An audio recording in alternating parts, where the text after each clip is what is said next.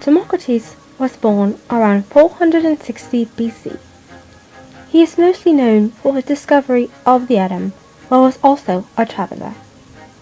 His yearning to travel took him to such places as Egypt, Persia, Babylon, Ethiopia, and India. In these various places, he was taught by magi, priests, and Chaldeans. It is from them that he most likely learned about mathematics and astronomy. Besides being a traveller and chemist, Democritus was a writer as well, and wrote over 50 books. Although his death is uncertain, some say he lived past 100 years old. Now I know all of that information is good, but what about the atom? Democritus did not learn about it while in those various countries, but when he lived in Abdera, Greece, did his theory of the atom begin. It all started with his belief that all matter consists of very small, indivisible particles which he named atoms, meaning uncuttable or indivisible.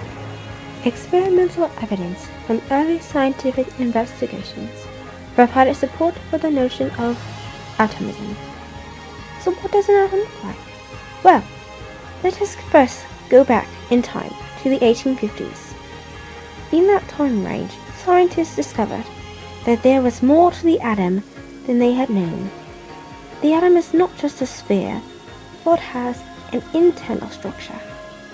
When the study of radiation, the emission and transmission of energy through space began, the electron was discovered. In an experiment using a cathode ray tube, they learned that the plate bearing negative charges was repelled instead of being attracted by the cathode rays.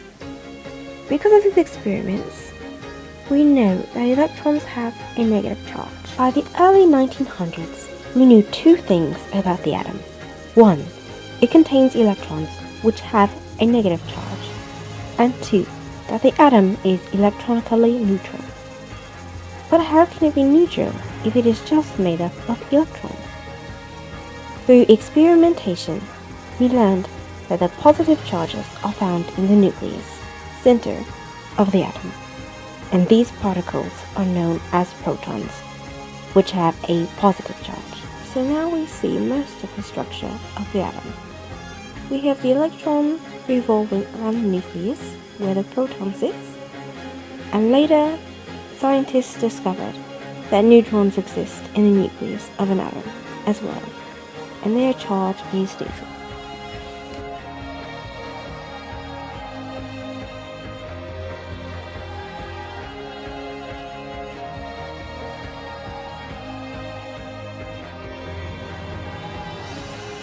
We compare dance with some of the characteristics of an atom later on. For now, we will discuss only a few of the characteristics. For starters, atoms cannot be broken.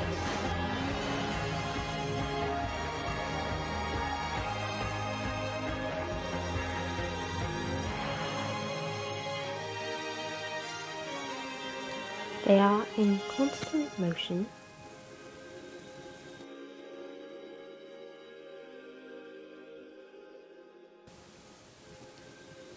and atoms are invisible to the human eye. We will come back to you, Democritus, but now on to the exciting, energetic, and fun world of dance. Way back, which means we cannot date it for certainty, in countries there was no real form to dance, but when cultures began to get more civilized, the way dance was presented became different. From discovering a series of rock paintings, we see dance was in the ages of the cavemen, to the more civilized square dancing, onto ballroom dancing such as the waltz, to your everyday dancing for fun with friends. Dance can be anything you want it to be, whether you walk down the street to the rhythm of the music or dance it out with your whole body. Without having to say a word, dance is a great way to express yourself. There are many different styles in the dance world, and to name a few, there is ballet, hip-hop, and modern. Whether you get formal training or not, dance movements takes a lot out of you and requires a lot of energy, constant motion of the body, and showing that you are portraying what you are trying to say in your dance. Dance can have very strong and sharp movement as in hip hop, or soft and flowy movement as in ballet. Training can be received in any type of dance, and teachers will be right there, ready and willing to teach you. But if you don't get formal training, dancing is still for you, and it's just a fun way to stay active.